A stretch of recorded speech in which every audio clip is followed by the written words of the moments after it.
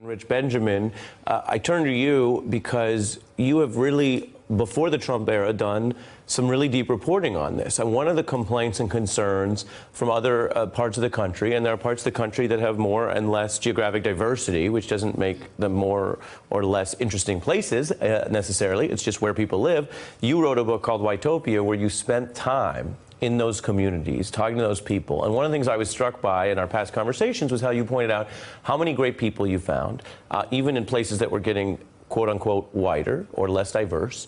And then you also found other things. Walk us through that prism that you had, because that was pre-Trump election. Yes, Ari, pre-Trump election, I did a two-year, 27,000-mile journey through the whitest parts of this country.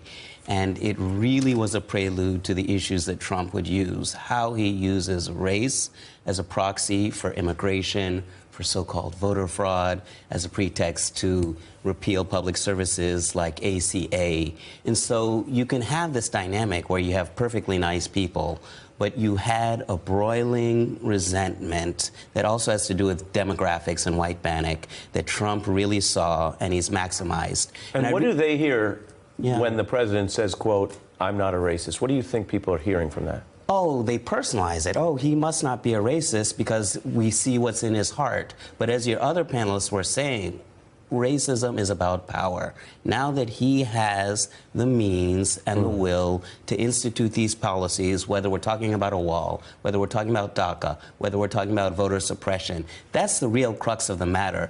Personally, I don't really care what's in Donald Trump's heart. I don't care about his statement he made today. The question becomes, we have a man in power who can give a green light to people who otherwise might not be racist to have these views. And when we really look at King's words, when we look at a letter from a Birmingham jail, he really took to task moderates and said, it's one thing for obvious racists, we can dismiss them, but the rubber hits the road when moderates do not stick up for racist viewpoints and what we could achieve in this country like a beloved community.